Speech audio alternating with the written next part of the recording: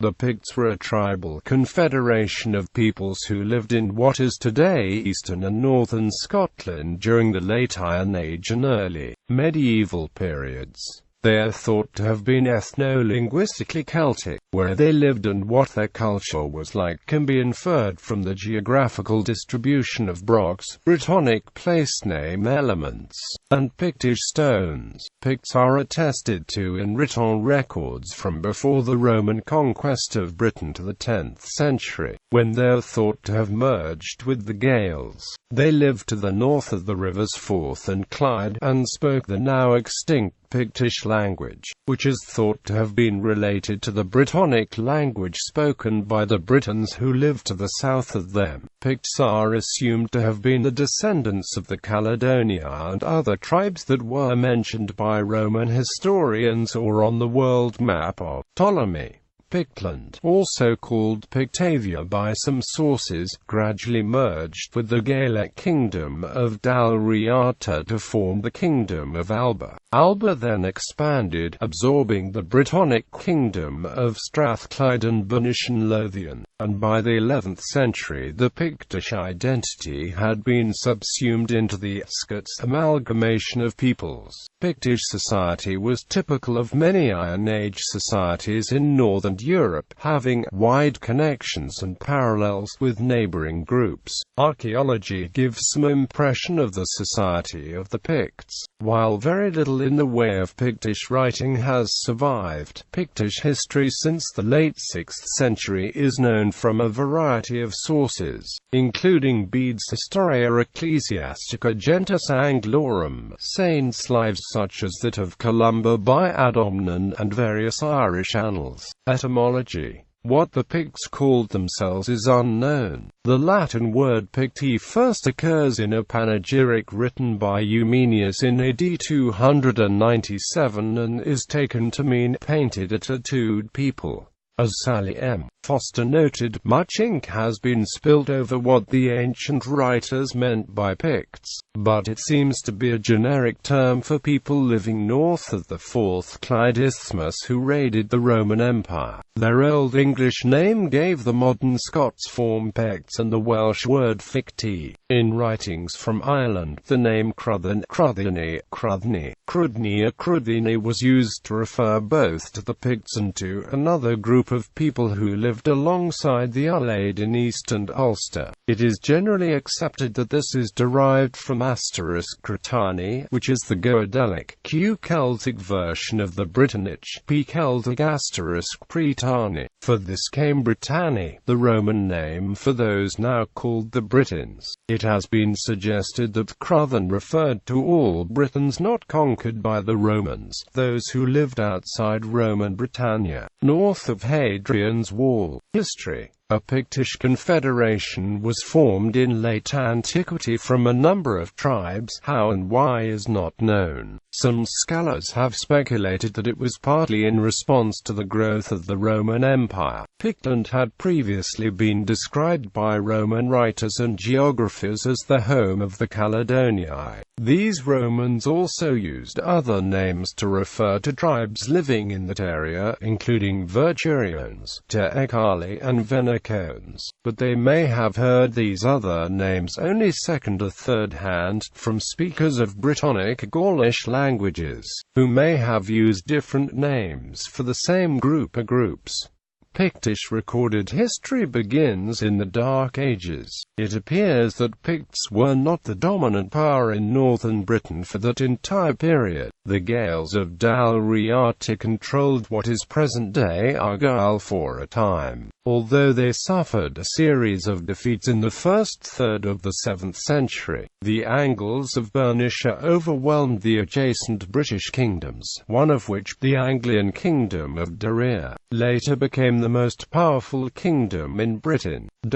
The Picts were probably tributary to Northumbria until the reign of Brittonic, when, in 685, the Anglians suffered a defeat at the Battle of Dunnecton that halted their northward expansion. The Northumbrians continued to dominate southern Scotland for the remainder of the Pictish period. Dalriata was subject to the Pictish king Oengus mac Fergusa during his reign, and though it had its own kings beginning in the 760s, does not appear to have recovered its political independence from the Picts. A later Pictish king, Constantine mac Fergusa, placed his son Domnall on the throne of Dalriata. Pictish attempts to achieve a similar dominance over the Britons of Alt-Celut were not successful. The Viking Age brought great changes in Britain and Ireland, no less in Scotland than elsewhere. By the middle of the 9th century, when Kettleflatness is said to have founded the Kingdom of the Isles,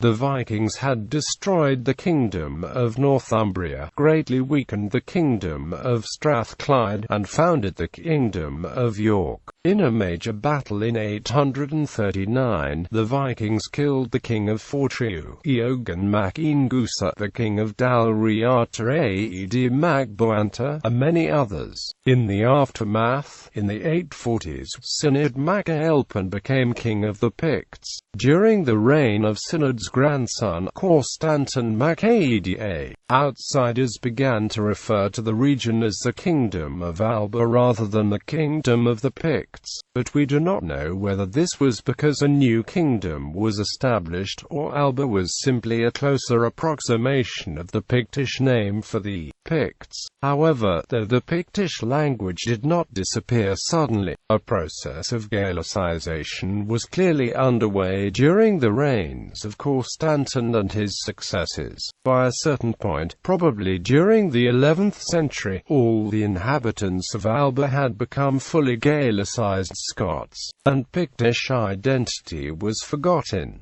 Later, the idea of Picts as a tribe was revived in myth and legend. Kings and kingdoms. The early history of Pictland is unclear. In later periods multiple kings existed, ruling over separate kingdoms, with one king, sometimes two, more or less dominating the lesser neighbours. The Situalbani, a late document, the Pictish Chronicle, the Duan Albanic, along with Irish legends, have been used to argue the existence of 7 Pictish kingdoms. These are as follows: those in bold are known to have had kings, or are otherwise attested in the Pictish period. Cate or Cat, situated in modern Caithness and Sutherland. Ce, situated in modern Mar and Buchan. Circin, perhaps situated in modern Angus and the Mearns. Fib, the modern Fife, known to this day as the Kingdom of Fife. Fideck, location unknown, but possibly near Inverness. Fotla, modern Athol. Fortriu, cognate with the Virturians of the Romans, recently shown to be centered on Moray.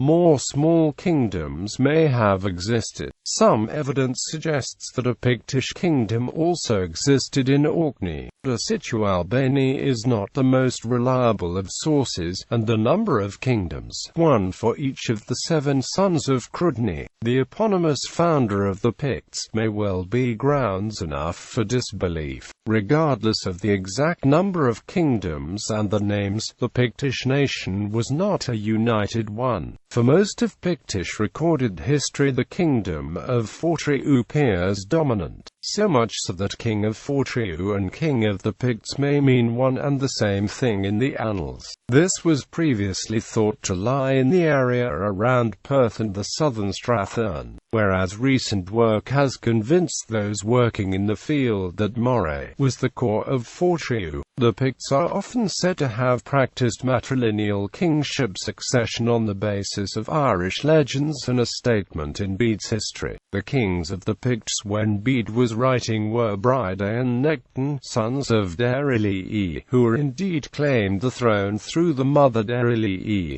daughter of an earlier Pictish king. In Ireland, kings were expected to come from among those who had a great-grandfather who had been king. Kingly fathers were not frequently succeeded by the sons, not because the Picts practiced matrilineal succession, but because they were usually followed by their own brothers or cousins, more likely to be experienced men with the authority and the support necessary to be king.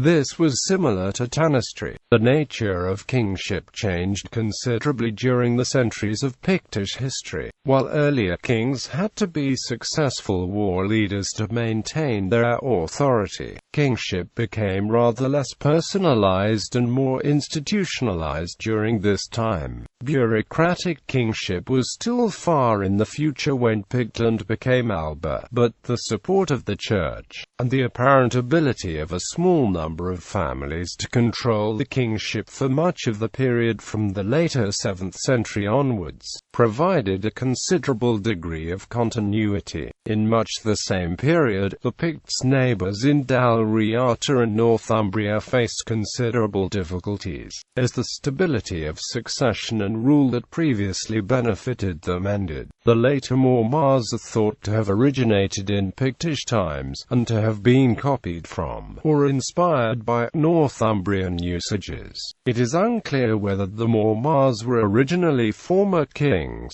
royal officials, or local nobles, or some combination of these. Likewise, the Pictish shires and thanages, traces of which are found in later times, are thought to have been adopted from the southern neighbours. Society. The archaeological record provides evidence of the material culture of the Picts. It tells of a society not readily distinguishable from its British, Gaelic, or Anglo-Saxon neighbours, although analogy and knowledge of other so-called Celtic societies may be a useful guide. These extended across a very large area, relying on knowledge of pre-Roman Gaul, or 13th century Ireland, as a guide to the Picts of the 6th century may be misleading if analogy is pursued too far. As with most peoples in the north of Europe in late antiquity, the Picts were farmers living in small communities. Cattle and horses were an obvious sign of wealth and prestige. Sheep and pigs were kept in large numbers,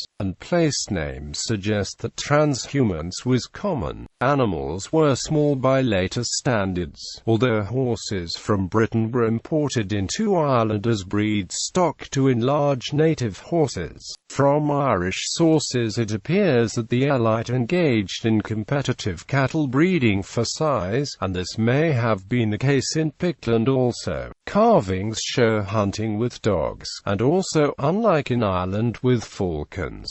Cereal crops included wheat, barley, oats and rye. Vegetables included kale, cabbage, onions and leeks, peas and beans and turnips, and some types no longer common, such as skirret. Plants such as wild garlic, nettles and watercress may have been gathered in the wild. The pastoral economy meant that hides and leather were readily available. Wool was the main source of fibers for clothing, and flax was also common, although it is not clear if they grew it for fibers, for oil, or as a foodstuff. Fish, shellfish, seals, and whales were exploited along coasts and rivers. The importance of domesticated animals suggests that meat and milk products were a major part of the diet of ordinary people, while the elite would have eaten a diet rich in meat from farming and hunting. No Pictish counterparts to the areas of denser settlement around important fortresses in Gaul and southern Britain, or any other significant urban settlements, are known. Larger, but not large, settlements existed around royal forts, such as at Burghead Fort, or associated with religious foundations.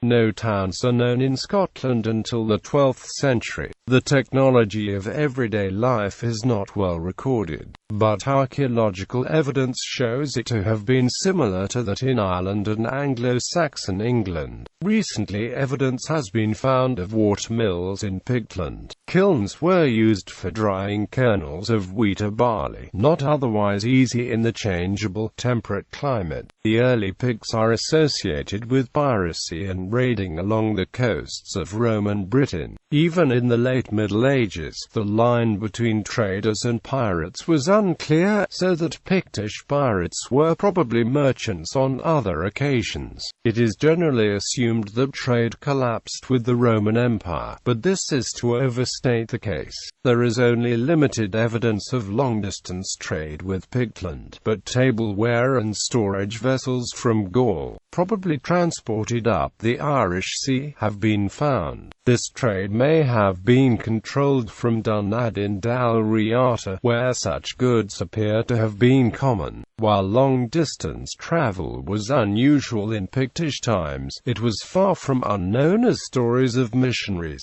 traveling clerics and exiles show. Brochs are popularly associated with the Picts. Although these were built earlier in the Iron Age, with construction ending around 100 AD, they remained in use into and beyond the Pictish period. Crannog, which may originate in Neolithic Scotland, may have been rebuilt, and some were still in use in the time of the Picts. The most common sort of buildings would have been roundhouses and rectangular timbered halls, while many churches were built in wood. From the early 8th century, if not earlier, some were built in stone. The Picts are often said to have tattooed themselves, but evidence for this is limited. Naturalistic depictions of Pictish nobles, hunters and warriors, male and female, without obvious tattoos, are found on monumental stones. These stones include inscriptions in Latin and Ogham script, not all of which have been deciphered. The well-known Pictish symbols found on stones, and elsewhere, are obscure in meaning. A variety of esoteric explanations have been offered, but the simplest conclusion may be that these symbols represent the names of those who had raised, or are commemorated on, the stones. Pictish art can be classed as Celtic, and later as insular.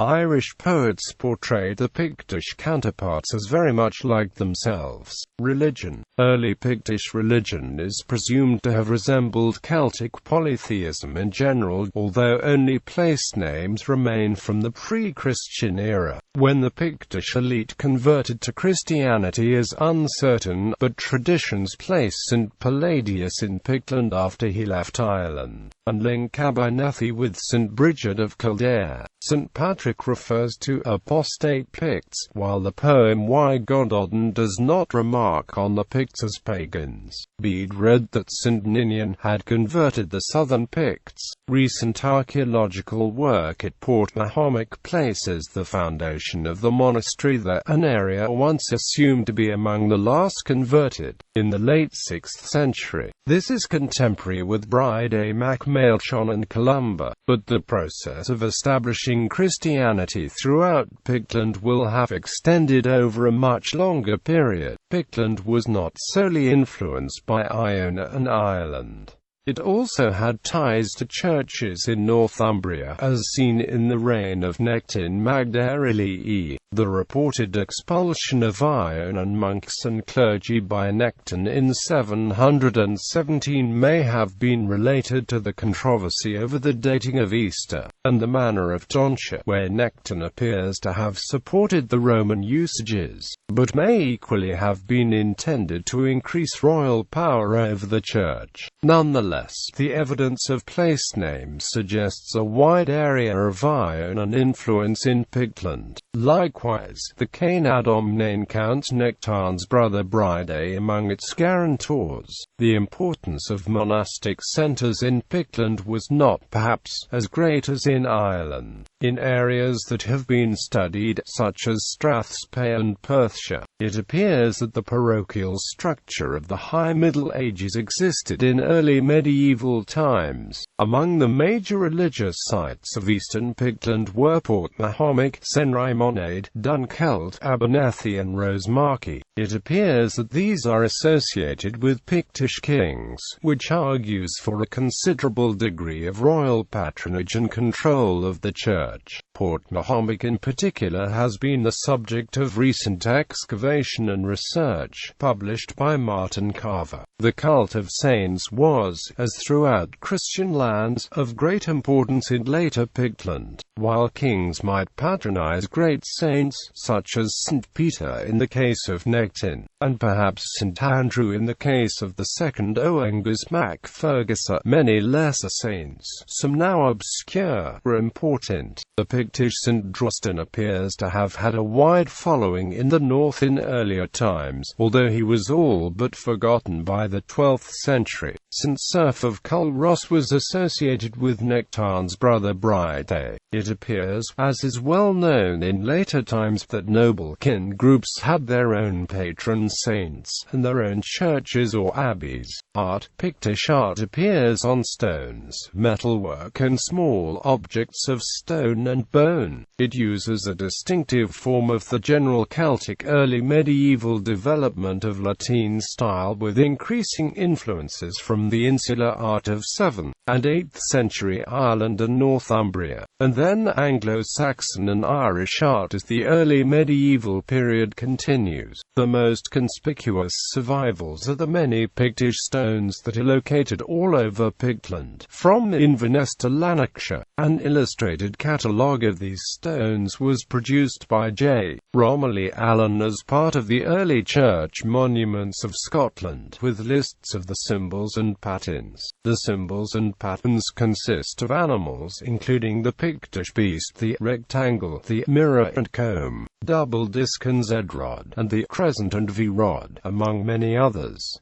There are also bosses and lenses with pelter and spiral designs. The patterns are curvilinear with hatchings. The so-called cross slabs are carved with Pictish symbols, insular-derived interlace and Christian imagery, though interpretation is often difficult due to wear and obscurity. Several of the Christian images carved on various stones, such as David the harpist, Daniel and the lion, or scenes of St. Paul and St. Anthony meeting in the desert, have been influenced by the insular manuscript tradition. Pictish metalwork is found throughout Pictland and also further south. The Picts appear to have a considerable amount of silver available, probably from raiding further south, or the payment of subsidies to keep them from doing so. The very large hoard of late Roman hack silver found at Traprain-Law may have originated in either way. The largest hoard of early Pictish metalwork was found in 1819 at Norreys Law in Fife, but unfortunately much was dispersed and melted down. Two famous 7th century silver and enamel plaques from the hoard, one shown above, have a Z-rod, one of the Pictish symbols, in a particularly well preserved and elegant form. Unfortunately, few comparable pieces have survived. Over 10 heavy silver chains, some over 0.5 meters long, have been found from this period. The double-linked white glue chain is one of only two to develop an annular ring, with symbol decoration including enamel, which shows how these were probably used as choker necklaces. In the 8th and 9th centuries, after Christianization, the Pictish elite adopted a particular form of the Celtic brooch from Ireland, preferring troop and annular brooches with lobed terminals.